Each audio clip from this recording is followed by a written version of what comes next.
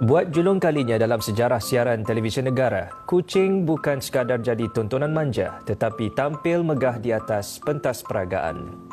Cat Fashion Week, program realiti baru terbitan TV3 bakal menemui penonton mulai Ahad ini dalam segmen khas Rancangan Nona. Cat Fashion Week, sebuah program berkonsepkan fashion bertemakan kucing untuk mencari si bulus dan pemiliknya bagi dinobatkan sebagai bintang TV3.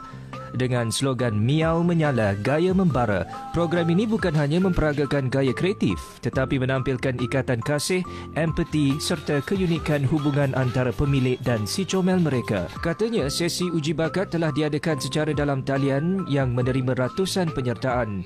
Cat Fashion Week bakal memaparkan perjalanan top 8 finalis bermula Ahad ini hingga ke malam penentuan juara pada 17 Ogos depan.